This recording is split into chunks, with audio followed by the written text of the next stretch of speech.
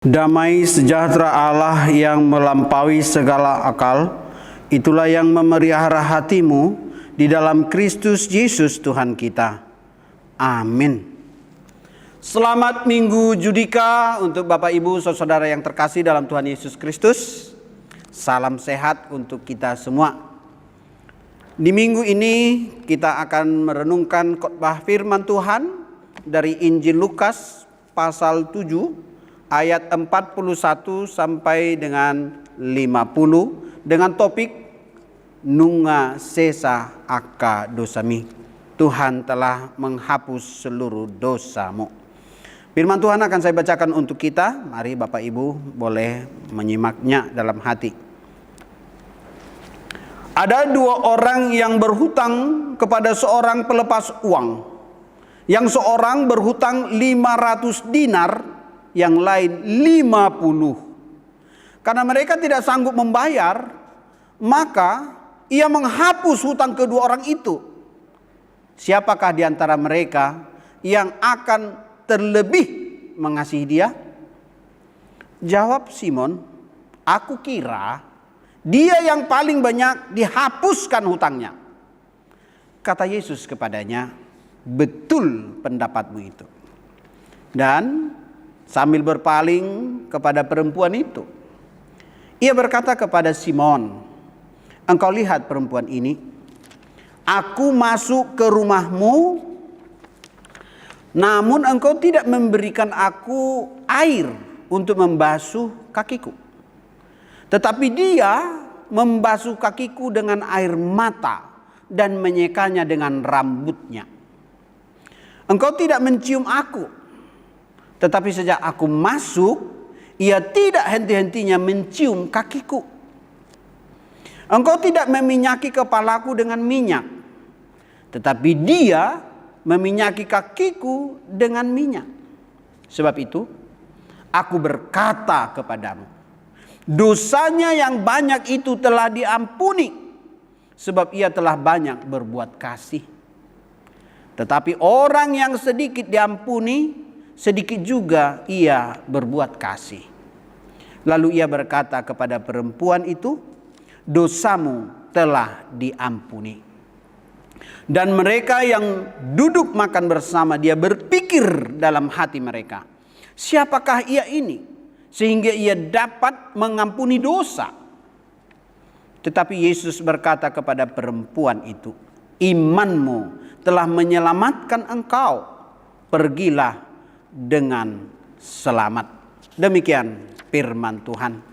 Bapak Ibu Saudara yang terkasih dalam Tuhan Yesus Kristus, dalam minggu ini kita diingatkan bahwa semua kita adalah manusia yang dimurkai karena dosa-dosa kita. Nah, sekarang teks ini kita diingatkan ada pertemuan di mana Yesus diundang oleh Simon, seorang Parisei. Orang Parisei itu adalah yang merasa diri benar karena dia telah melakukan perintah Tuhan. Dan dia tidak mau disebut sebagai orang berdosa. Nah, oleh karena itu, ketika peristiwa ini terjadi, di mana orang Parisei, Simon ini mengundang Yesus dan rombongan lainnya untuk menikmati makan di rumahnya setelah selesai ibadah di sinagoge. Lalu ada peristiwa di luar dugaan, yaitu ada seorang perempuan yang dikategorikan adalah wanita yang kurang mengikuti etika atau wanita tunasusila. Dan dia tiba-tiba masuk ke rumah Simon orang Parisei ini. Nah, ini menjadi pergumulan. Lalu Yesus mencoba memberikan pandangan kepada mereka yang hadir di situ tentang apa yang sedang terjadi itu. Yesus berkata ada dua orang yang berhutang. Yang seorang itu berhutang 500 dinar. Dan yang seorang 50. Nah, tentunya ada perbedaan orang pertama dan orang kedua. Namun kedua-duanya tidak sanggup membayar hutangnya.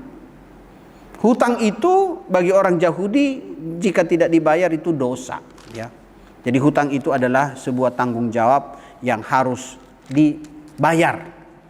Bagi orang Yahudi, pemahaman Semitik, dosa atau hamartia dan hutang atau opelia itu adalah sebuah akibat tindakan perlakuan dosa. Nah ini, oleh karena itu bagi mereka, orang berhutang harus melunasi hutangnya atau dihukum, dipenjara, bahkan mungkin sampai mati.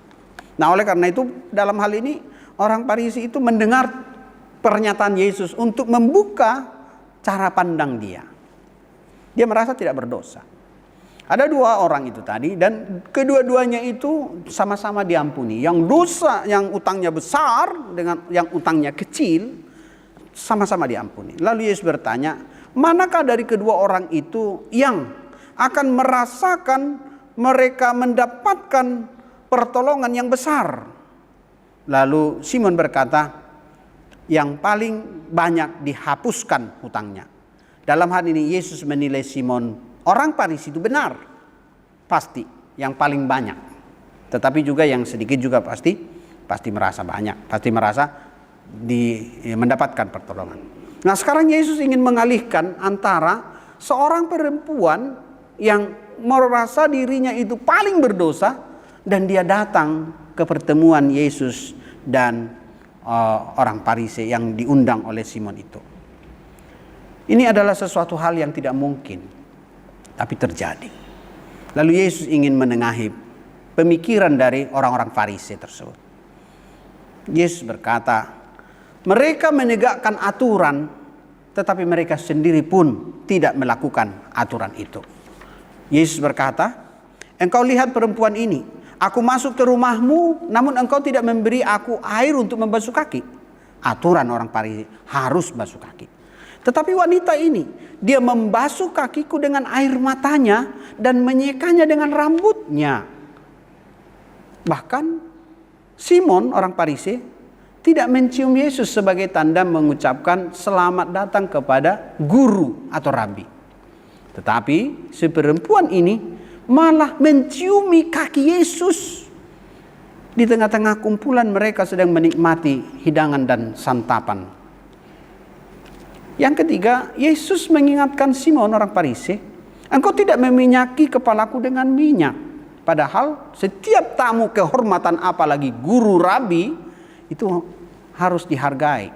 Tetapi si perempuan ini malah dia meminyaki kakiku dengan minyak wangi yang sangat mahal. Beberapa penafsiran mengatakan satu botol minyak itu 35 juta harganya.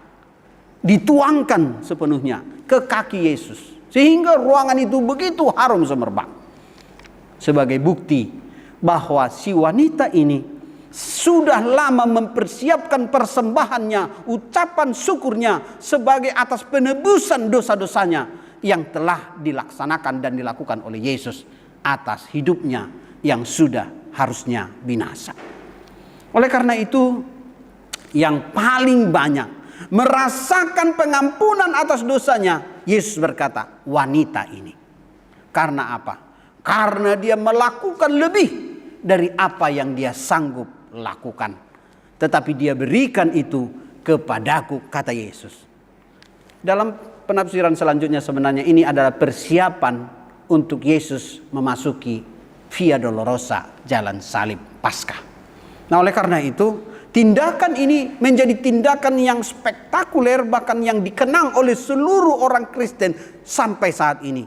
Seorang wanita pendosa yang telah bertobat datang pada Yesus dan mempersembahkan minyak narwastu yang mahal harganya.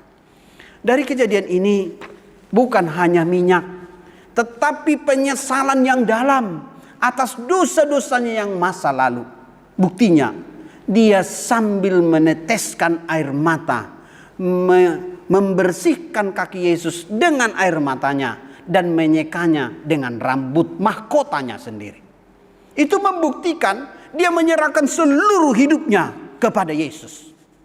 Sementara Simon orang Farisi itu, dia hanya sekedar mengundang Yesus, mungkin supaya terlihat di tengah-tengah masyarakat bahwa dia orang penting yang mengundang Yesus, yang adalah orang yang sedang populer di daerah mereka. Dia hanya ingin mendapatkan sanjungan, mendapatkan pujian dari orang-orang atas apa yang dia lakukan kepada Yesus. Tetapi wanita ini tanpa ucapan sekata pun dia datang dan mempersembahkan minyak untuk bukti atas kecintaannya kepada Tuhan Yesus. Saya pernah membaca sebuah keadaan di mana ada seorang wanita berumur 18 tahun. Dia mengalami gangguan dalam saluran matanya sehingga dia tidak bisa mengeluarkan air mata.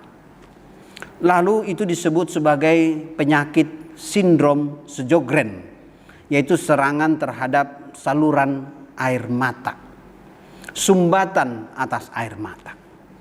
Namun ketika ada sebuah pelayanan yang dilakukan kepada daerah itu, si wanita ini mengharapkan, memohonkan kiranya dia boleh mendapatkan belas kasihan Tuhan. Lalu usaha dokter yang tidak bisa menyembuhkan dia, akhirnya dia bersandar sepenuhnya kepada pengenalannya akan Tuhan, akan dosa-dosanya. Dan kasih karunia Tuhan menjawab pergumulannya. Dan akhirnya dia bisa mengeluarkan air mata. Bapak ibu saudara yang terkasih, kita bisa mengeluarkan air mata atau bahkan menangis. Itu adalah anugerah. Karena apa? Karena itu adalah proses perasaan spiritualitas kita terhadap hidup kita. Apalagi air mata itu dicurahkan karena kita menyadari siapa kita di hadapan Tuhan yang seharusnya binasa karena dosa-dosa kita. Namun ketika kita menyadari akan kuasa Tuhan itu, kita datang dan mau untuk dijamah oleh Tuhan, bahkan untuk disembuhkan dalam keadaan kita. Nah, apa yang mau kita lihat di sini Bapak Ibu? Begitu besarnya kasih Tuhan kepada kita, kepada orang-orang yang mau berubah. Antara Simon orang Parise, antara wanita yang pendosa, Yesus ingin berkata, orang yang merasa dirinya tidak berdosa sebenarnya orang yang menyangkal Tuhan. Dan orang yang mengakui dirinya berdosa, membutuhkan kasih karunia Tuhan adalah orang-orang yang harus mendapatkan keselamatan di dalam Tuhan.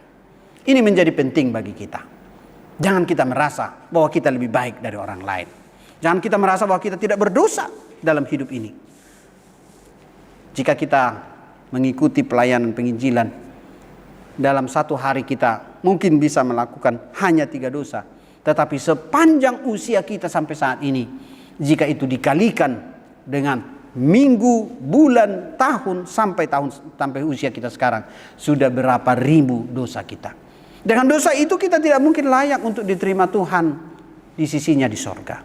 Oleh karena itu kita butuh kesadaran atas dosa-dosa kita dan memohon pengampunan kepada Tuhan. Yang ketiga, barang siapa menolak Yesus, dia menolak Bapa yang mengutus Yesus. Lukas 10 ayat 16. Barang siapa tidak menghormati Yesus anak Allah, ia juga tidak menghormati Allah Bapa. Yohanes 5 ayat 23. Barang siapa membenci Yesus, ia membenci juga Allah Bapa. Yohanes 15 ayat 23. Artinya Bapak Ibu, dalam semua perjalanan kesaksian iman kita, kita harus sadar bahwa hidup kita ini harus bercermin kepada apa yang Tuhan inginkan dalam hidup kita. Kita harus mau menyadari bahwa kita manusia berdosa yang harus bertobat. Dan kita menyadari bahwa kita telah ditebus dengan darahnya yang mahal. 1 Korintus 6 ayat 20. Sebab kamu telah dibeli dengan harga yang telah lunas dibayar. Karena itu muliakanlah Allah dengan tubuhmu. Bapak ibu saudara yang terkasih, pengampunan adalah anugerah terbesar yang Tuhan berikan kepada kita, supaya kita beroleh keselamatan dan hidup kekal. Oleh karena itu jangan sia-siakan waktu yang Tuhan berikan kepada kita saat ini. Jangan sampai terlambat. Karena apa? Karena dalam perjalanan hidup yang singkat ini, kita harus ambil keputusan mengikut Yesus. Bahkan kita harus menjadi orang-orang yang mau dipakai oleh Tuhan, menolong saudara-saudara kita yang lain, bahkan memberikan pelayanan dan kesaksian-kesaksian untuk membawa semakin banyak datang kepada Tuhan. Ada suatu kisah tentang seorang remaja di Spanyol namanya Faco. Faco ini walaupun dalam hidup keluarga Kristen, tetapi dia suka memberontak kepada orang tuanya. Walaupun orang tuanya memberikan perhatian yang penuh dan kasih, terkadang dia merasa tidak mau diatur. Oleh karena itu, suatu ketika orang tua mendidik dia untuk lebih tekun, lebih serius, lebih bertanggung jawab, dia berkata, "Aku tidak mau tinggal di rumah ini." Kata-katanya itu membuat dia keluar dari rumah dan tidak pulang-pulang. Akhirnya si Bapak Faco ini merasa sangat sedih. Lalu dia mencoba untuk minta bantuan kepada sesama keluarga, sesama gereja. Coba cari di mana anak kami Faco.